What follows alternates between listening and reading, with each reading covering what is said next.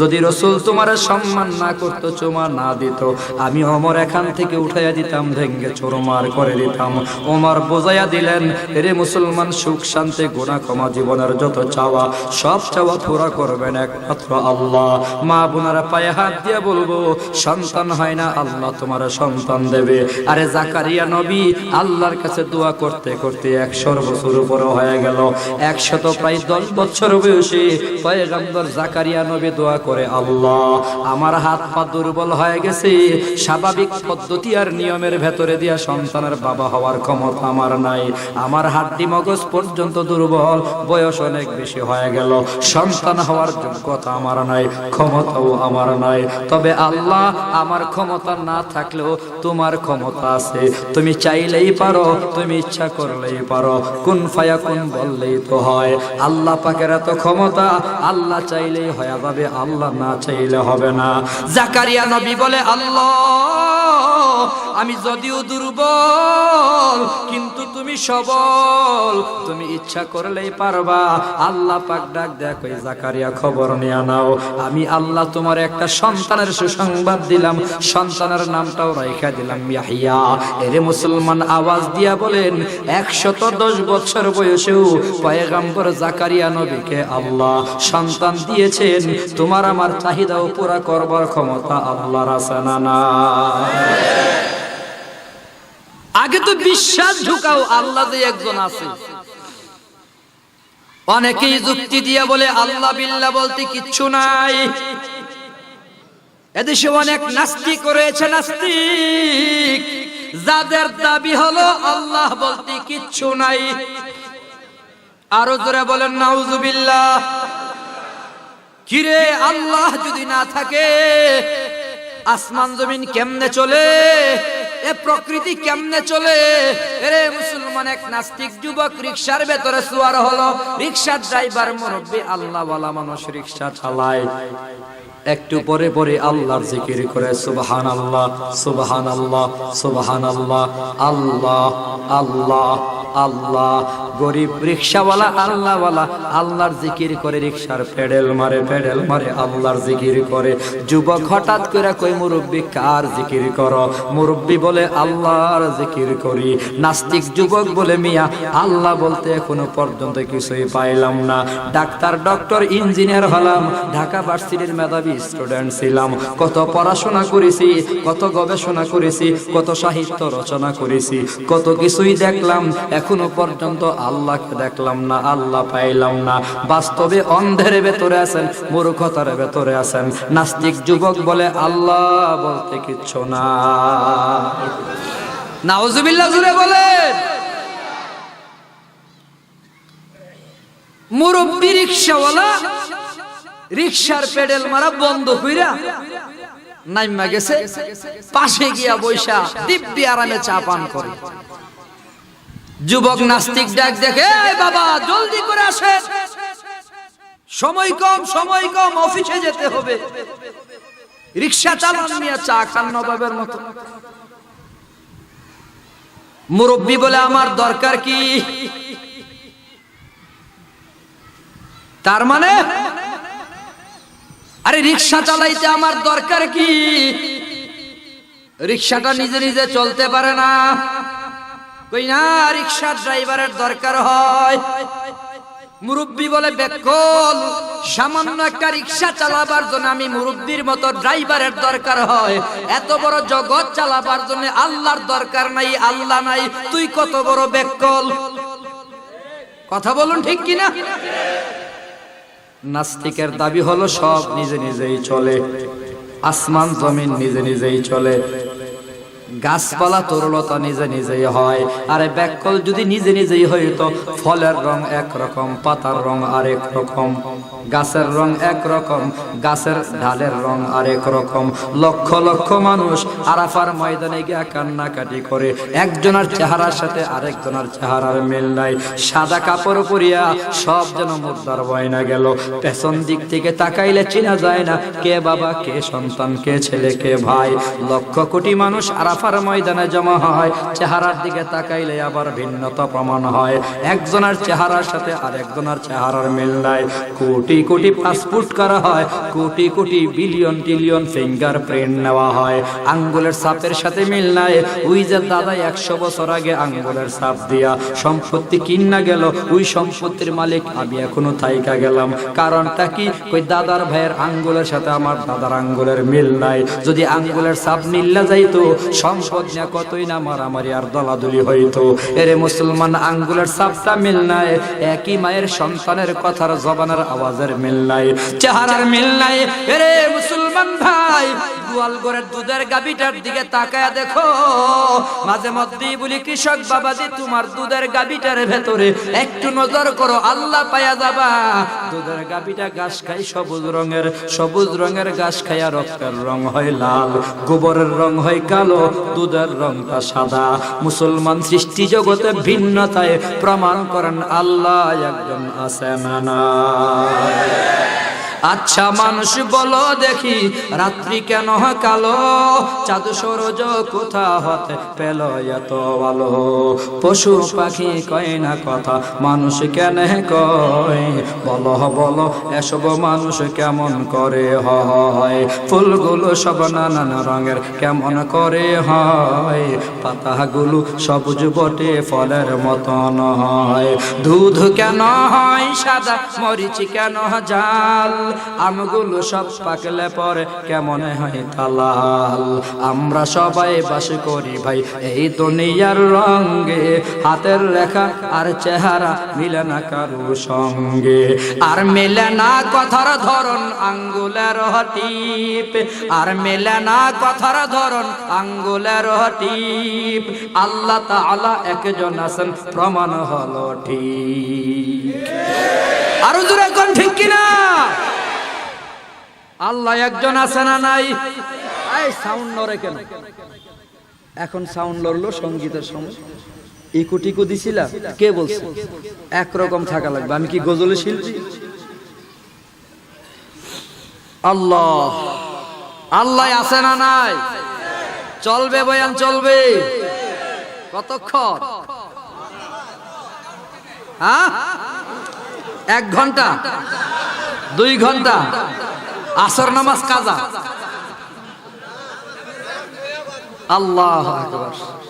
অনেকেই তো বোধহয় দুপুরের খাবার খায় নাই। আমি জিজ্ঞাসা করেছি, আমার সফর সাথে যিনি আমাকে নিয়ে আসছে, জিজ্ঞাসা করেছি মানুষের দুপুরের খাবার কিভাবে হয়।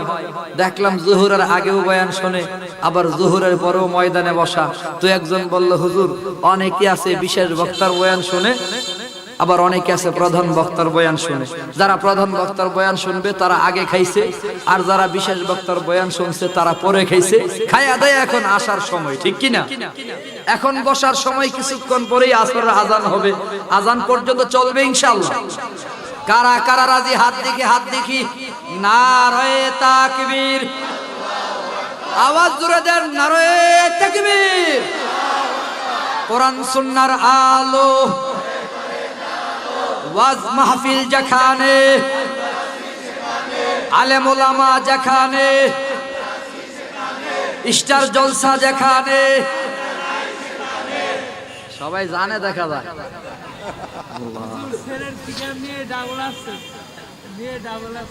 আল্লাহু আকবার।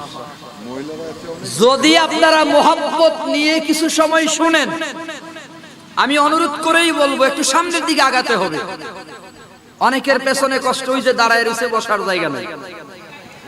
মোহাব্বত যাদের দিলে আছে, যাদের দিল বড়, এই কৃপণতা নাই, হিংসা নাই, কোন রকমের জটিলতা দিলের ভেতরে নাই, একটু আগায়া যান। যদি না আগাবেন, বুঝবো এটা কৃপণের ঘরের কৃপণ। আমি মনে করতেছি আপনার দিল বড়, আপনি আগায়া যান। লা ইলাহা ইল্লাল্লাহ,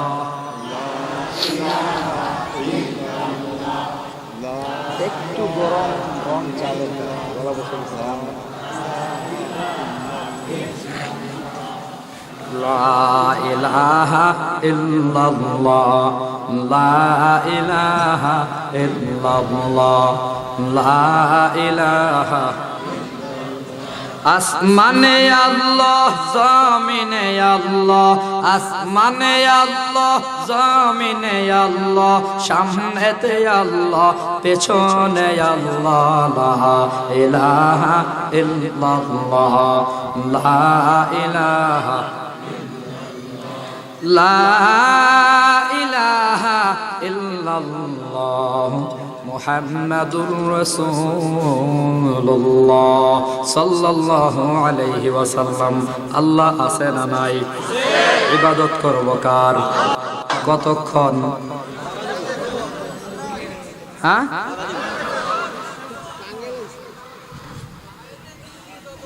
আল্লাহ আছে যতক্ষণ, ঠিক কি না? আল্লাহ যতক্ষণ আছে ইবাদত ততক্ষণ করা লাগবে। আমি মইরা গেলেও আমার ছেলে আল্লাহর ইবাদতই করা লাগবে, নাকি নিজে আল্লাহ বিল্লাহ করবো আর সন্তান গিয়ে মাজারে সেজদা করবে? আমি আপনাদের আদম শাহ কাশ্মীরি রাহিমাহুল্লাহ তাআলার মাজার জিয়ারত করেছি, ঘুরেছি। আমি গিয়ে দেখলাম সেখানে লেখা আছে সেজদা করা হারাম। কথা ঠিক কিনা? সেজদা করা হালাল না হারাম? আরো জোরে বলেন। সাজদা করব কাকে? চেহারাটা বানাইছে আল্লাহ নিজ হাতে, আল্লাহর কুদরতি হাতে বান্দার চেহারা বানাইলো। হাত পা আল্লাহ বানায় নাই, ফেরেশতারে ওয়ার্কার বানায় হাত বানাইলো, বডি বানাইলো, পা বানাইলো। কিন্তু মুসলমান চেহারাটা বানাবার সময় আল্লাহ কুদরতি হাতে বান্দার চেহারাটা বানাইলো। সবচেয়ে সুন্দর অবয়বে আল্লাহ বানাইলো। কেন বানাইলো জানো? ওই চেহারার ভিতরে জবান দিলাম আমি আল্লাহর জিকির করবি, চেহারার ভিতরে কপাল দিলাম আমি আল্লাহরে সাজদা করবি। এরে মুসলমান সাবধান, আমি আল্লাহ সবচেয়ে বেশি কষ্ট পাই।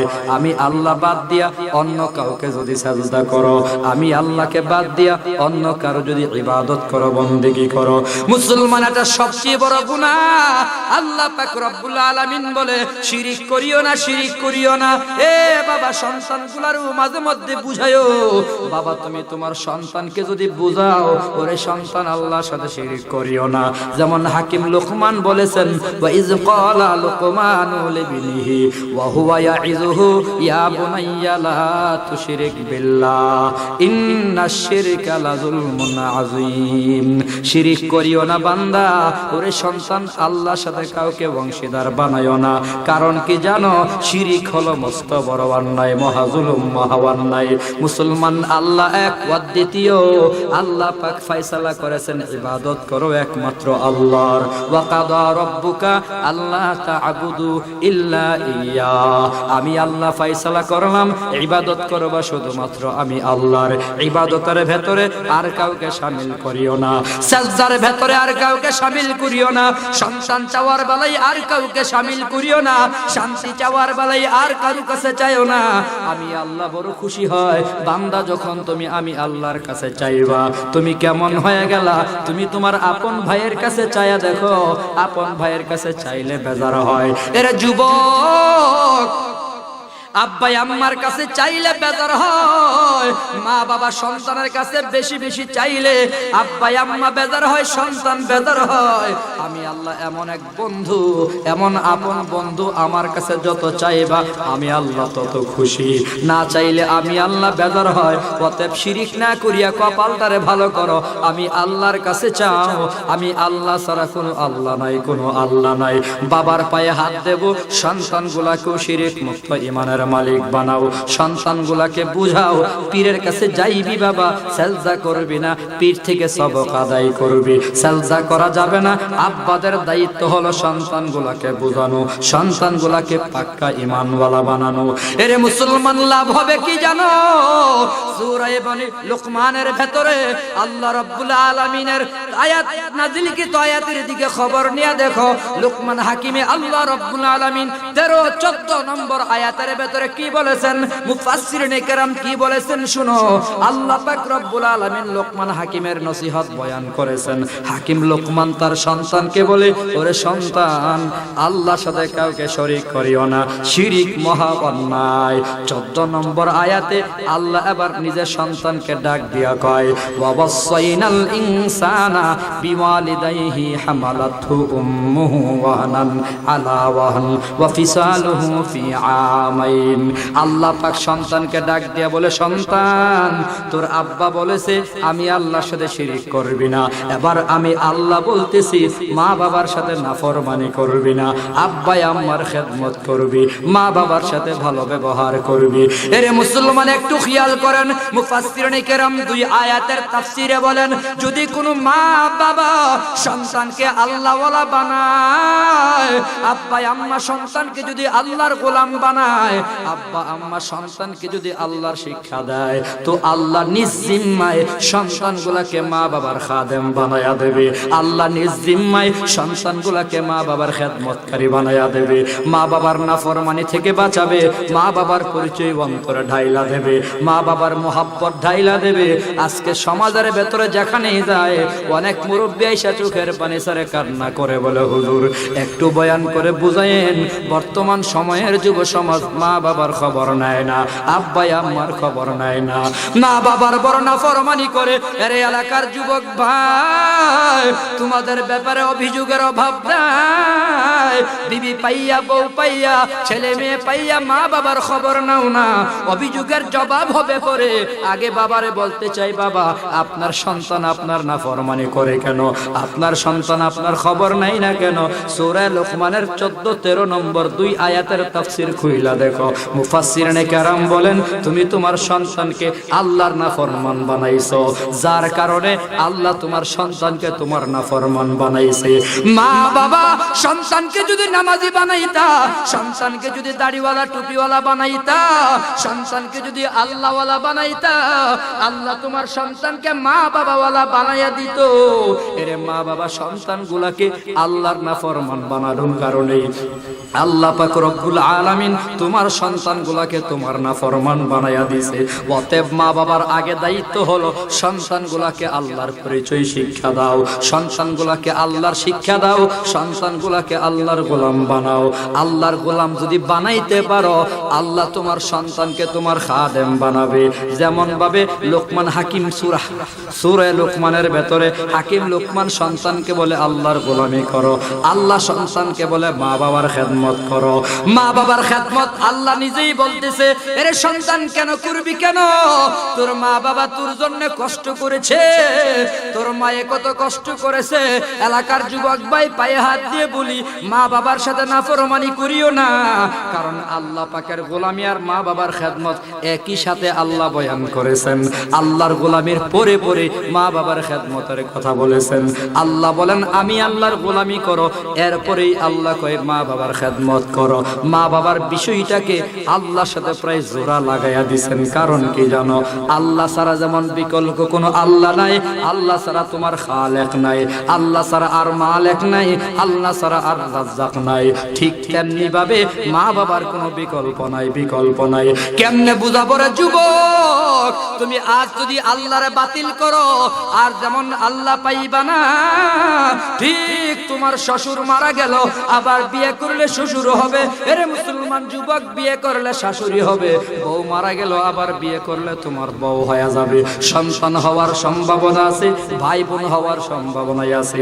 একবার তুমি ফেল করেছো, আবার মেম্বার হওয়ার সম্ভাবনা আছে। একবার তুমি ফেল করেছো, আবার চেয়ারম্যান হওয়ার সম্ভাবনা আছে। পরীক্ষায় তুমি ফেল করেছো, আবার পাশ করার সম্ভাবনা আছে, সুযোগ আছে।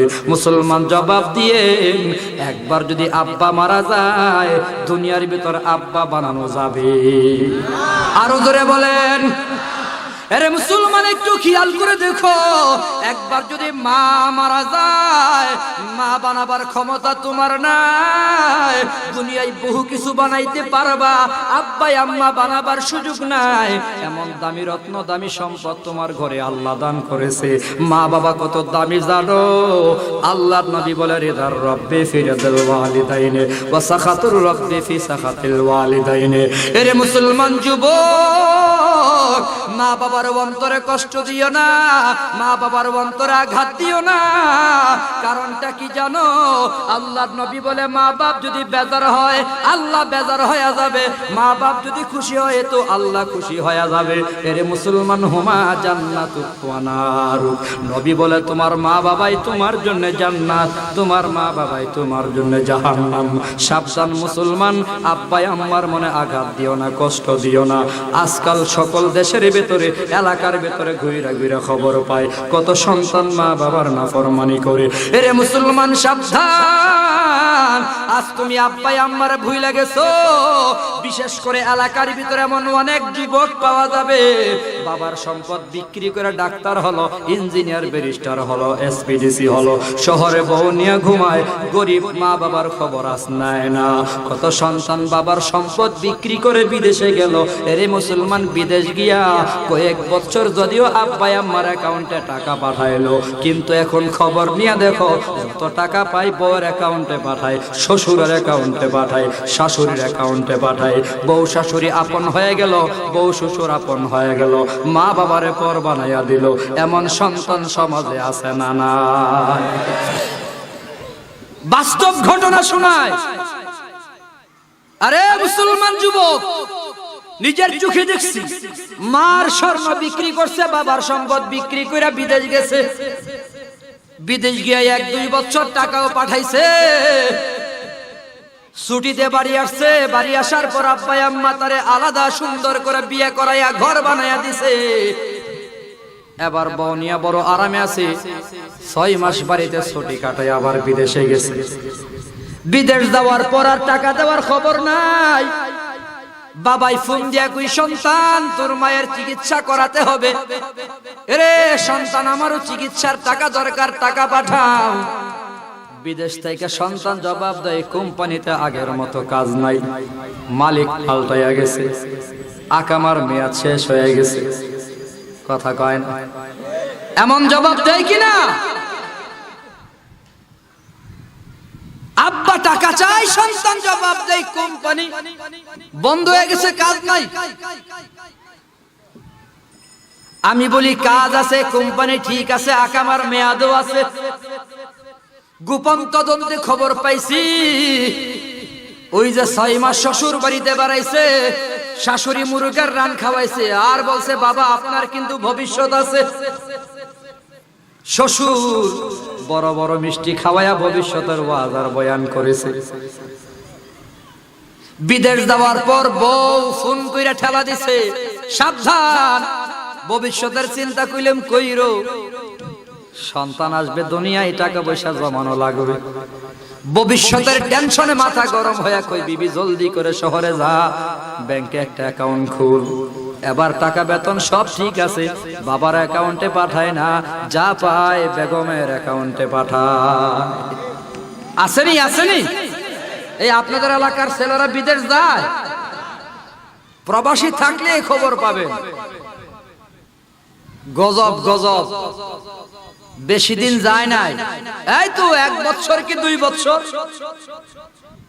বউর অ্যাকাউন্টে টাকা পাঠাইছে 12 লক্ষ। কয় লক্ষ? জোরে বলেন। সাথে 10 ভরি স্বর্ণ, 10 ভরি স্বর্ণ আর 12 লক্ষ টাকা। 2 বছর পার হয়ে গেল, এইবার মনে বাড়ি দিল, একটু বাড়ি যাই। সন্তান দুনিয়াতে চলে আসছে, বউ পোলারে এক নজর দেখার বড় দরকার। যুবক আবার ছুটি কাটাইছে, বিমানের টিকিট কাইটা বাড়ি আসবে। শুধু ভাইটারে ফোন দিয়া কই, ভাই এয়ারপোর্ট আসবি, বিমান বন্দর আসবি, গাড়ি নিয়ে আমি বাড়িতে আসতেছি। ভাই ফোন দিয়া কই, সর্বনাশ, বাড়ি আইসা লাভ নাই, লাভ নাই। কারণটা কি? কই ভাই রে, এই তো মাত্র 10 মিনিট আগে তোমার বউ ভাবিজি 10 ভরি স্বর্ণ আর 12 লক্ষ টাকা নিয়া আর এক পোলার হাতে হাত দিয়া ভাইগা গেছে। এমন ঘটনা আছে না নাই? আজ জুড়ে বলেন, আছে না নাই? কিরে এই যুবক, কপাল পোড়া 12 লক্ষ টাকা দিলি, 10 ভরি স্বর্ণ দিলি, এত কিছু দেওয়ার পরেও তোর বউ অন্য পোলার সাথে ভাগলো কেন? কেন যত জবাব রয়েছে এর ভেতরে আমার জানা মতো একটি জবাব হলো, মা বাবার অন্তরে কষ্ট দিয়েছো, আল্লাহ গজব ফেলেছে। মা বাবার অন্তরে কষ্ট,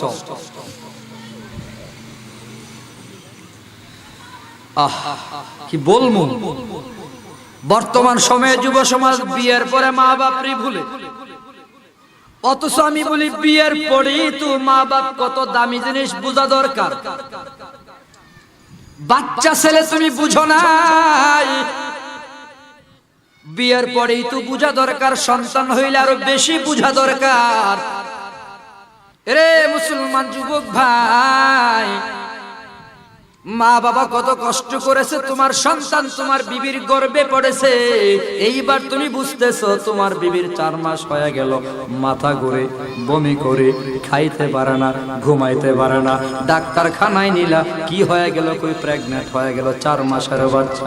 মাঝে মধ্যেই লাথি মারে, মাঝে মধ্যেই ঘুষি মারে, নারীর ভেতরে ব্যথা শুরু হয়, পেটের ভেতরে ব্যথা শুরু হয়, তোমার বিবির চিৎকারে রাত 3টা 4টার সময় তোমার ঘুম ভেঙে যায়। এরে মুসলমান, মাস চলতে চলতে 8 মাস 9 মাস যখন হয়ে গেল, এত ব্যথা শুরু হয়ে গেল, ডাক্তারখানায় অ্যাম্বুলেন্স নিয়ে ভর্তি করালা।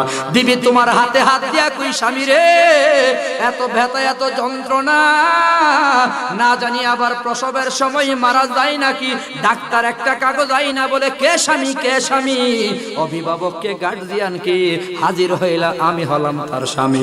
ডাক্তার বলে স্বাক্ষর করো। এর যুবক কাগজটা একবার পয়রা দেখো, ওই কাগজে লেখা আছে অপারেশন করতে গিয়া, সিজার করতে গিয়া, বাচ্চা হইতে গিয়া তোমার বিবি যদি মারা যায়, ডাক্তারের কোনো দোষ দেওয়ার সুযোগ নাই, কোন রকমের কোনো কথাবার্তা বলার সুযোগ নাই, অভিযোগ পেশ করতে পারবা না। বিবি তার স্বামীর হাতে ধইরা কান্দে আর ক্ষমা চাই, ওরে স্বামী তোমার খেদমত করতে গিয়া কত ভুল করলাম, তোমার সন্তানের মা তোমার কাছে ক্ষমা চায়, না জানি সন্তান তোমারে দিতে গিয়া আজকে হসপিটালে আমার মরণ হয়ে যায় নাকি।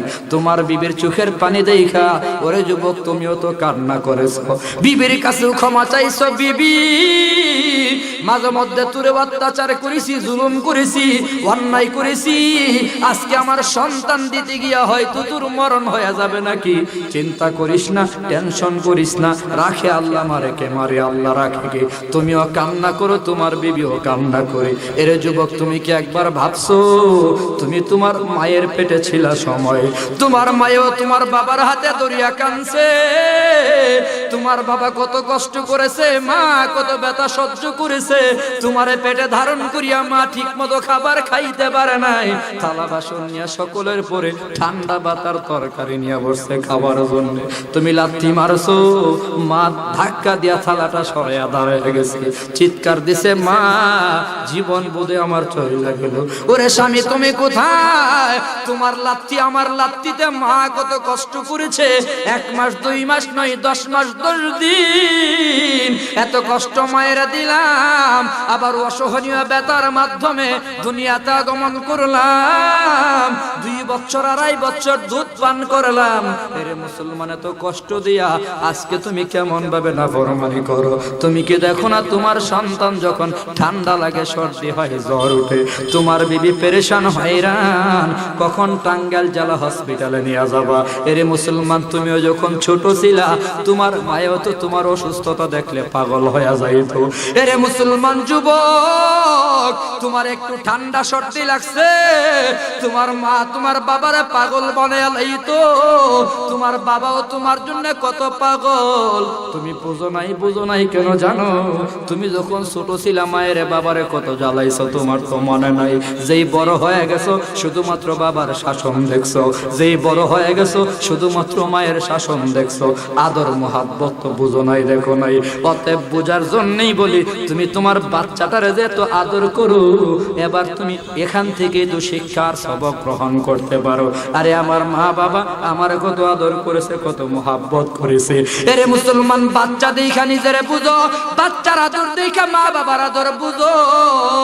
এরে মুসলমান যুবক স্বামী স্ত্রী ঘরের ভিতরে ঘুমায় গেছে, হঠাৎ করে ছোট বাচ্চার কান্নার আওয়াজে বিবির ঘুম ভাঙ্গা গেল, স্বামীর ঘুম ভাঙ্গা গেল। বিবি বাচ্চারে কোলে নিয়া ঘরের ভিতরে পায়চারি করে আর ঘুম পাড়াবার গান গায়। বাচ্চায় আস্তে আস্তে করে ঘুমায়। রাত ৩টা ৪টা ২টা সময় মা কোলে নিয়া সন্তানের হাতে। স্বামী বেচারা তাকায় দেখে বিবি এত কষ্ট করে, হঠাৎ করে মার কথা মনে পড়ে গেল। ঘর থেকে বের হয়ে গেছে, গিয়া কবরস্থানে মায়ের কবরে দাঁড়াইয়া চোখের পানি সেরে সেরে কান্না করে বলে, মা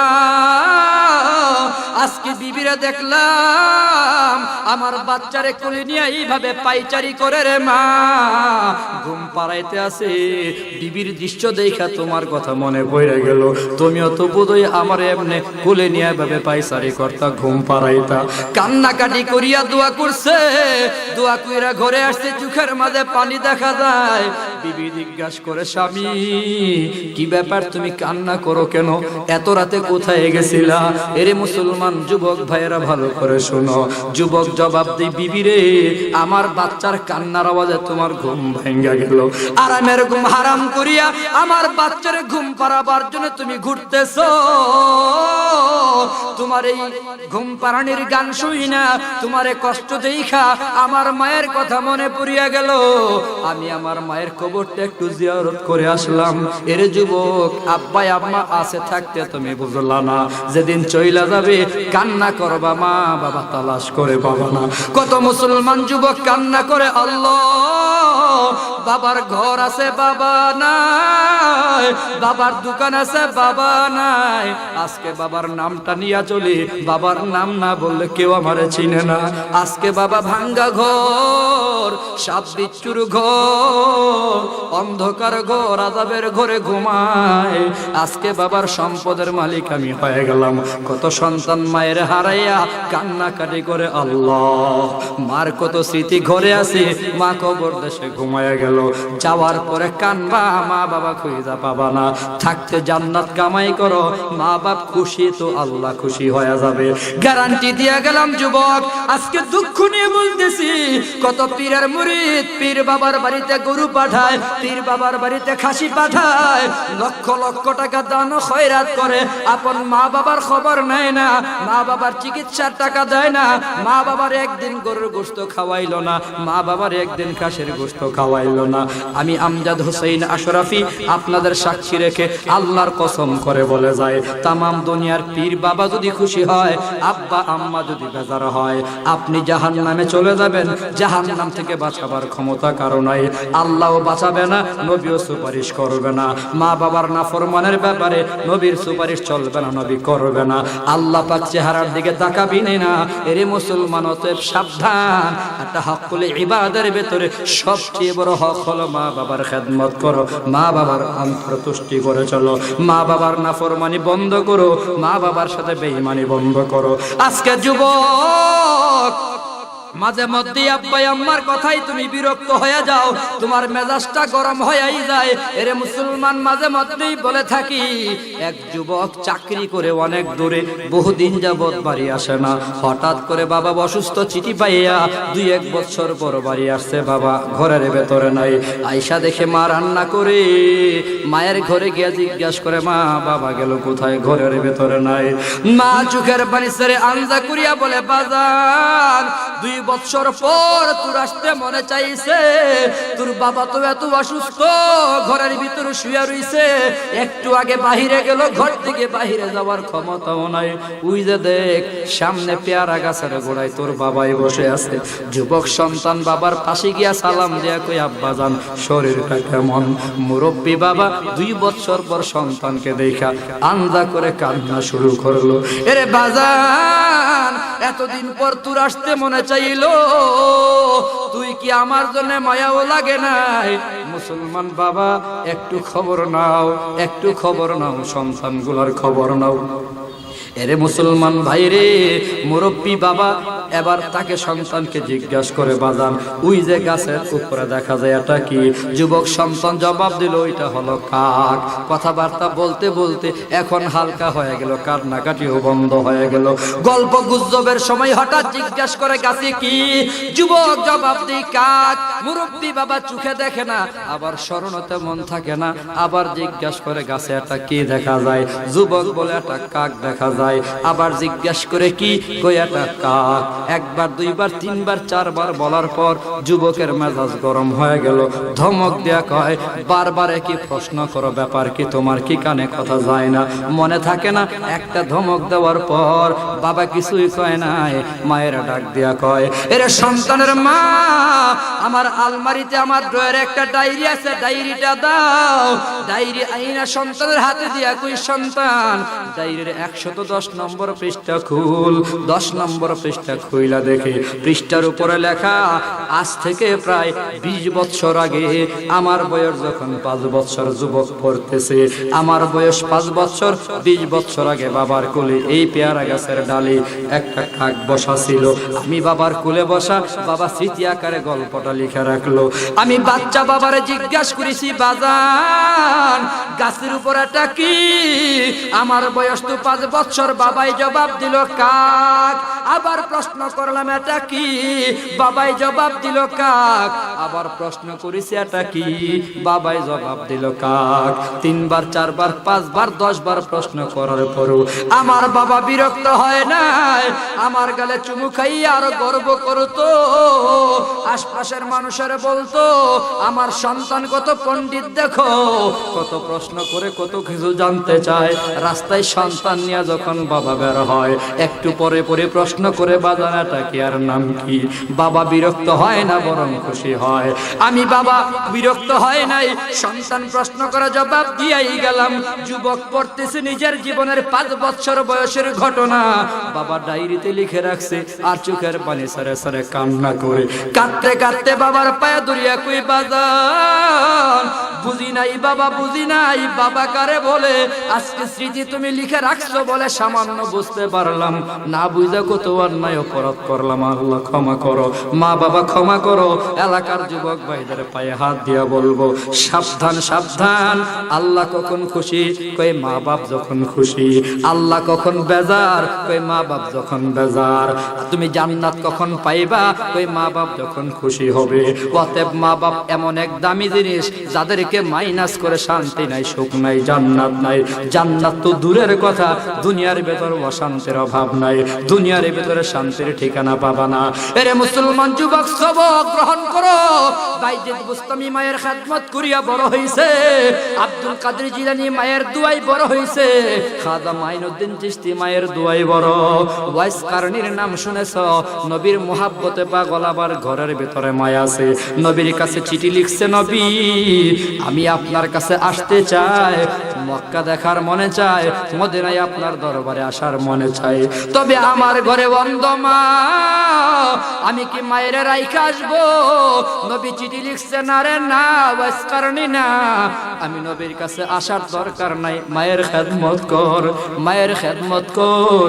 ওয়াইস কারণী মায়ের খেদমত করতে করতে করতে করতে জিন্দেগি কাটাইয়া দিল। আমার নবী দুনিয়াতে আছে, নবীরে দেখার সুযোগ নাই। আজকে তুমি পীরের মুরিদ হইয়া মা বাবার খবর নিলা না, কপাল পুরা পীরের দরবারে পড়ে আছো, দরগা মাজারে পড়ে আছো, মা বাবার খবর নাও না। আল্লাহর কসম, আল্লাহর কসম করে বলে, তাম দুনিয়ার সব পীর যদি এক পাল্লায় রাখা হয়, আমার নবীর 1 ফুটা থুতুর সমান ওজন হবে না, আমার নবীর সমান হবে না রে ভাই। সকল পীরের পীর হলো আমার নবী, সকল আউলিয়ার আউলিয়া হলো আমার নবী, পীরানির পীর হলো আমার নবী। আমার নবী সবচেয়ে দামি নবী, বড় নবী। আল্লাহ যেমন স্রষ্টা হিসেবে বড়, ঠিক নবী মাখলুক হিসাবে বড়। আমার নবীর চেয়ে বড় কোনো পীর নাই, আমার নবীর চেয়ে বড় কোনো উস্তাদ নাই, আমার নবীর চেয়ে বড় কোনো বুজুর্গ নাই, আমার নবীর চেয়ে দামি কোনো দামিও নাই, দামি কোনো রাসূলও নাই। সমস্ত নবী রাসূলের ইমাম, ইমামুল আম্বিয়া ওয়াল মুরসালিন। এত দামি নবীর দরবারে পড়ে থাকতে কয় নাই, নবী বলে নাই আমার কাছে আসো, নবী কয় মায়ের খেদমত করো। খেয়াল করো মুসলমান, ভালো করে শুই না যাও। যারা পীরের দরবারে ঘুরো, আমি বলি না তুমি পীরের কাছে যাবা না, পীরের কাছ থেকে খেদমত নিবা, পীরের কাছ থেকে সবক নিবা, পীরের খেদমত করবো, অসুবিধা নাই। শুধু জানতে চাই তুমি যে পীরের মুরিদ, তোমার পীরকে জিজ্ঞাসা করো একদিন তোমারে বলছি কিনা মা বাবার খবর নেস কিনা, পীরে জিজ্ঞাসা করলো কিনা মা বাপ ভালো আছে কিনা। আল্লাহওয়ালা পীর যে হবে, আল্লাহওয়ালা পীরের এক নম্বর গুণ হবে আল্লাহওয়ালার কাছে গেলেই জিজ্ঞাসা করবে নামাজ পড়স কিনা বল, রোজা রাখস কিনা বল, মা বাপ খুশি কিনা বল। মা বাপ যদি বেজার হয় এমন মুরিদ পীরের দরবারে জায়গা দেওয়া যাবে না। যেই পীর মা বাবার নাফরমানকে পীরের দরবারে জায়গা দেয়, আল্লাহর কসম এটা পীর না, পীর না, এটা পীর নামে মস্ত বড় শয়তান। পীর আল্লাহওয়ালা হওয়া লাগবে। আল্লাহওয়ালা পীর মা বাবার নাফরমানকে জায়গা দেবে না। দরবার আসার আগে জিজ্ঞাসা করবে তোর মা বাবার খেদমত করস কিনা বল, যদি মা বাবা তোর উপর খুশি না থাকে তো আমার দরবার থেকে ভাগ। কথা ঠিক কিনা? বেজার হচ্ছে? আল্লাহর কসম করে বলি পীর আপনার উপর খুশি, আদম শাহ কাশ্মীরি আপনার উপর খুশি, কিন্তু আপনার আব্বা আম্মা যদি বেজার হয় আল্লাহর কসম আপনি জাহান্নামী। খেয়াল করেন কারে খুশি করবেন। পীরের বেজার করতে বলি নাই, পীর খুশি থাকবে, তবে পীরের চেয়েও বড় সম্পদ হলো আমার কাছে আমার আব্বা আম্মা। কথা ঠিক কিনা? জানি না আপনারা বেজার হচ্ছেন নাকি। আমিও তো গেছি দোয়া করেছি, আমিও তো গেছি দোয়া করেছি, জিয়ারত করেছি। তার মানে কি আমার আব্বা আম্মার চেয়ে বড় হয়ে গেল?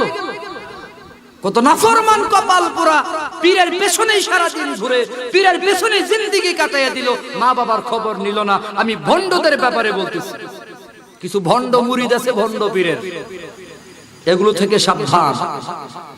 আল্লাহ আমাদের হেফাজত করুন সকলে বলে আমি। ব্যাককল কোথাকার খবর নাই, মাঝে মধ্যেই বলি, মাঝে মধ্যেই বলি। গরিব পীরের ভক্ত, পীর আবার ভণ্ড, বছরে বছরে খাসি দেওয়া লাগে। আল্লাহওয়ালা পীর মুরিদকে বলবে কিরে নামাজ পড়স কিনা, তাহলে তুই আমার মুরিদ থাকবি, না হয় বাতিল। সুদ খাবি বাতিল, ঘুষ খাবি বাতিল। আল্লাহওয়ালা পীর বলবে বিবিরে পর্দায় রাখস কিনা বল, না হলে বাতিল। কিন্তু ভণ্ড কি বলে?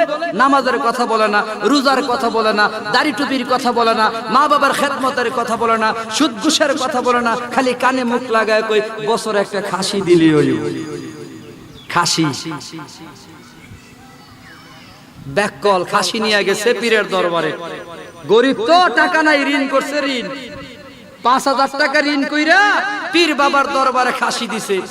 আর পীরের খাদেম যে ছিল, ওই খাদেম খাসি বাজারে বেচা নিজের বিল্ডিং বানাইতেছে সেচ্চা। সত্য বললাম না মিথ্যা বললাম? কিছু খাদেম আছে মাজারের টাকা চুরি করে, আছে না নাই? আরো জোরে বলে।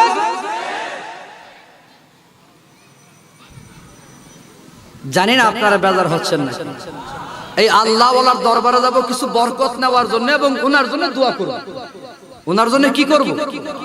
যেখানে নবী বলছে আমার কবরে এসে, আমার রওজা এসে আমার জন্য দোয়া করো, তো আল্লাহওয়ালার দরবারে মাজারে রওজায় গিয়ে দোয়া করব, ঠিক কিনা?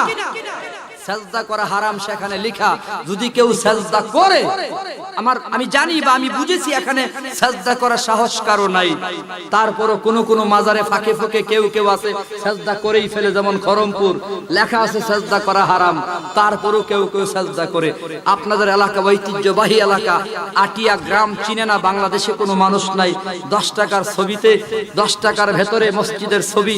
এই গ্রাম বাংলাদেশের উজ্জ্বল এক গ্রাম, নক্ষত্র বলা যায়, ঐতিহ্যবাহী গ্রাম। এই গ্রামের মাজারে সাজদা করা হারাম যেহেতু লেখা, কেউ যদি সাজদা করে সকল মুসলমান মিলে তারা সাজ করতে হবে। রাজি আছে? সাজদা করা যাবে, যদি কেউ করে তাকে বাধা দিতে হবে। কথা ঠিক কিনা? আল্লাহ কবুল করুন সবাই বলি আমিন। সমস্যা হচ্ছে আপনাদের? আমি বলতেছিলাম ইবাদত করব কার? খেদমত করব কার?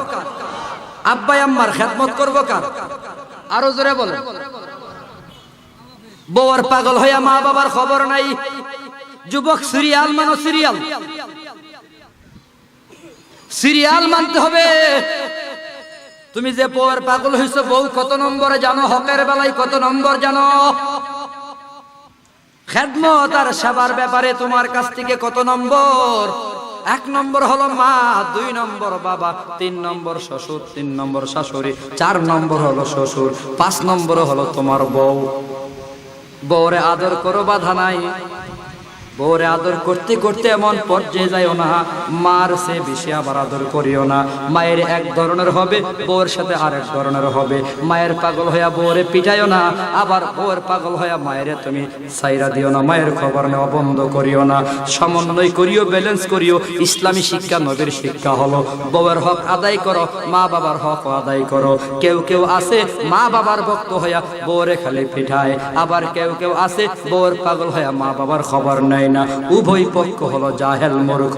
শিক্ষিত আল্লাহওয়ালা নবীওয়ালা তরিকা হবে বউকে আদর করো, মা বাবাকে সম্মান করো, বউয়ের হক আদায় করো, মা বাবার হক আদায় করো। যদি পারো আব্বা আম্মা আর বউয়ের ভিতরে ব্যালেন্স তৈরি করো। কেমনে করবা? কেমনে?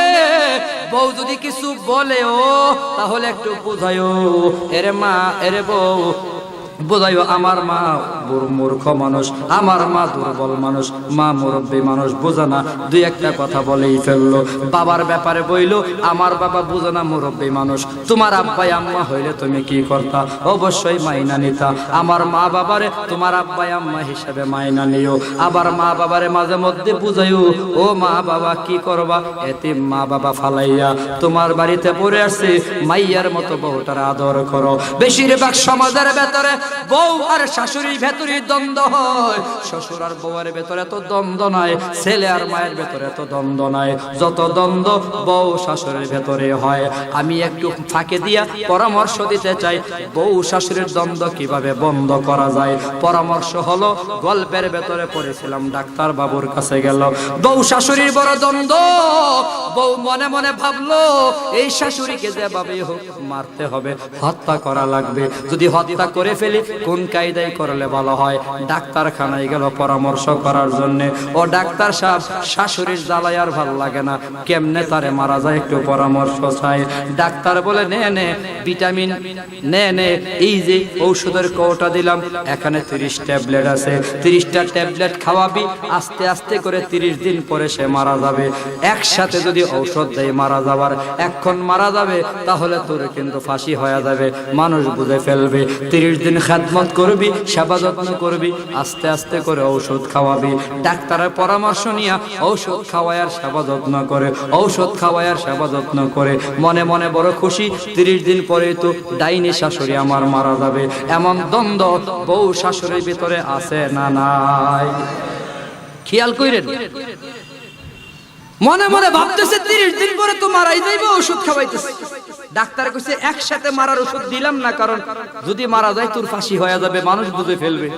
খেদমত করবি এমন যে মেয়ের চেয়েও বেশি আপন হয়ে যাবে, ফাঁকে দিয়া মরার ওষুধ খাওয়াইবি। খাওয়াইতে খাওয়াইতে প্রায় 25 দিন চলে গেল। খেদমতে শাশুড়ির অন্তরে মহাব্বত ঢুকে গেল। কিরে, আমার বউ মারা তো খুব ভালো দেখা যায়, আমার এত খেদমত করে, মেয়ের চেয়েও ভালো। এখন শাশুড়ির অন্তরে বউর প্রতি মহাব্বত ঢুকছে। এই বউ যারা আছো ভালো করে শোনো, খেদমতে ডাইনি শাশুড়িও ভালো হওয়ার সম্ভাবনা আছে, ঠিক কিনা? আমি একেবারে একতরফা বলি না খালি যে বউ খারাপ শাশুড়ি খারাপ না, এমন না। কোন কোন জায়গায় শাশুড়িও ভেজাল আছে, ঠিক কিনা? কিন্তু মা বাবার ব্যাপারে তো বিধান নাই, কিছু করার নাই, বুঝাতেই হবে, বুঝাতেই হবে, বুঝা নিতে হবে, মাইনাই নিতে হবে, উপায় তো নাই। তো পরামর্শ যারা দেবেন একটু ভালোভাবে দিয়েন, ডাক্তারের মতো। এখন শাশুড়ি মা নিজের প্লেট থেকে মাছের টুকরা উঠাইয়া উঠাইয়া বৌমারে খাওয়াইয়া দেয়। বৌমার অন্তর মায়া লেগে গেছে, আরে আমার শাশুড়ি তো আসলে ভালো দেখা যায়, এত মায়ার মা শাশুড়ি আমার। আফসোস করতেছে, আরে আর 5 দিন পরে তো মারা যাবে, এখন কি কর? এমন ভালো শাশুড়ি মারা যাবে, এটা কেমনে সম্ভব? ডাক্তারখানায় দিছে দৌড়। ডাক্তার বাবু, যে ঔষধ দিছেন শাশুড়ি মায়েরে মারবার লাগি, জলদি করে এমন ঔষধ দেন যে ঔষধ খাইলে বাঁচানো যাবে। মারতে চাইছস, আজ আবার বাঁচাতে চাস, ব্যাপার কি? বুঝতে পারি নাই আমার শাশুড়ি মা অনেক ভালো। তাই নাকি? অনেক ভালো। এমন ঔষধ আছে নাকি আমার শাশুড়ি মারে বাঁচানো যায়? ডাক্তার কয় চিন্তা করবি না, টেনশন করবি না, কোনো টেনশনের কারণ নাই। আমি যে তোরে ঔষধ দিছি এইগুলা মরার ঔষধ দেয় নাই, দিয়েছি ভিটামিন সি আর বি। ভিটামিন সি আর বি ট্যাবলেট দিছি, খাওয়াইছ, শাশুড়ির মন ভালো হইছে, শরীর ভালো হইছে, সম্পর্ক ভালো হইছে। এমন পরামর্শদাতা যদি কোনো মুরব্বী থাকে তো বউ শাশুড়ির দ্বন্দ্ব মিটানো সহজ, কিন্তু দুঃখ আমাদের সমাজে ভালো পরামর্শ দেওয়ার লোক নাই। বউ শাশুড়ি মৃদু সমস্যা, তো বউ তার মা বাবার নিয়ে উকিল সাহেবের কাছে গেছে, ভাবছে উকিল সাহেব তো ভালো মানুষ, পড়াশোনা করছে, শিক্ষিত মানুষ। উকিলের কাছে পরামর্শের জন্য যাওয়ার পরে উকিল সাহেব কিভাবে ঘরে শান্তি আনা যায়, শাশুড়ি তো খুব নির্যাতন করে, জামাই তো খুব মারে, অশান্তির আগুন কিভাবে নিবানো যায়, উকিল সাহেব নিবাইবার চেষ্টা করে নাই, বরং বুদ্ধি দিছে নারী নির্যাতনের একটা মামলা কইরা দিয়ে সোজা হয়ে যাইব। আগুন নিবাইছে না আরো জ্বালাইছে? জোরে বলেন। আরে আগুন নিবাইছে না জ্বালাইছে? গেছিল আগুন নিভাইতো, দিছে জ্বালায়া। এক মামলা হামদায়া দিছে নারী নির্যাতনের, এবার জামাই বেচারা নিজেরে বাঁচাবার লাগে দিছে লুটের মামলা। বউ 10 বুড়ি শরণ লইয়া ভাগছে, মামলা শুরু হয়ে গেল। কি বলে? ভালো পরামর্শদাতা পাওয়া বড় কঠিন। এজন্য আল্লাহওয়ালা সমাজ গঠন করতে হবে। যেটা বলতেছিলাম, আল্লাহর ইবাদত আর মায়ের খেদমত, বাবার খেদমত, বাইজিদ বুস্তামির কথা, ওয়াইসকারনির কথা বলতেছিলাম। ওয়াইসকারনি নবীর দরবারে যাই নাই, মার খেদমত করেছে। কার খেদমত? 1-2 মিনিটেই শেষ করে দেব যুবক ভাই। ওয়াইসাল কারণী মায়ের খেদমত কইরা কত দামি হয়ে গেছে। আমার নবী যেদিন দুনিয়া থেকে বিদায় হয়ে যাবে, ওমরকে ডাক দেয়া কই, ওমর আমারে পাঞ্জাবিটা নিয়ে যাও, এই পাঞ্জাবিটা ওয়াইসাল কারণীকে হাদিয়া দিও। সুবহানাল্লাহ বলেন, আরো জোরে বলেন সুবহানাল্লাহ। আমার নবীর পাঞ্জাবি আবু বকরকে দেই নাই, আমার নবীর পাঞ্জাবি মোবারক ওমরকে দেয় নাই, উসমান আলীকে দেয় নাই। ওই ওয়াইসাল কারণী এখনো পর্যন্ত নবীরে দেখে নাই, নবী তার জন্য পাঞ্জাবি হাদিয়া দিয়া দিল। কপাল কত ভালো, হাদিয়া নিয়া ওমর হাজির হয়ে গেল, নবী আবার শিখাইয়া দিল ওমর ওয়াইসাল কারণীর কাছে যদি যাও হাদিয়া দিবা, আর তার কাছ থেকে আমার উম্মতের জন্য দোয়া চাইবা, তুমিও তোমার লাগে তার কাছ থেকে দোয়া চাইও। কারণ ওয়াইসাল কারণী কত দামি জানো, তার দোয়া কত দামি জানো। ওমরের মতো লোকেরা বলে যে ওমর হলো নবী হওয়ার যোগ্য। নবী বলে লাউ কানা বাদি নাবিয়ান লাকানা ওমর, আমার পরে যদি আল্লাহ কাউরে নবী বানাইতো ওমরকেই নবী বানাইতো। এমন ওমরকে নবী বলে ওমর ওয়াইসাল কারণীর কাছে গিয়া তুমিও দোয়া চাইও। তার দোয়া কত দামি জানো? মা বাবার খেদমত কইরা, মায়ের খেদমত কইরা, মায়ের দোয়ার বরকতে ওয়াইসাল কারণী এত দামি, সে দোয়া করার সাথে সাথে আল্লাহ তার দোয়াটা কবুল করে ফেলবে। মা বাবা যাদের নাই, যাদের নাই আছে, যাদের খেদমত করবা, এ মুসলমান যাদের মা বাবা নাই, আল্লাহ পাক শিখাইয়া দিল ওয়াখফিদ লাহুমা জানাহাজ যুল্লি মিনার রাহমা ওয়া কুর রাব্বিরহামহুমা কামা রাব্বায়ানি সগীরা। রাব্বিরহামহুমা কামা রাব্বায়ানি সগীরা। যারা পারি আওয়াজ দিয়া পড়ি রাব্বিরহামহুমা কামা রাব্বায়ানি সগীরা, রাব্বিরহামহুমা কামা রাব্বায়ানি সগীরা। আব্বা আম্মা তো কবরে চইলেই গেছে, মারাই তো গেল, আবার সন্তান কি করবা? 5 ওয়াক্ত নামাজ পড়বা, নবীর সুন্নাত মাইনা মা বাবার জন্য দোয়া করবা, মা বাবার পক্ষ থেকে আত্মীয় স্বজনদের একটু খবর নিবা।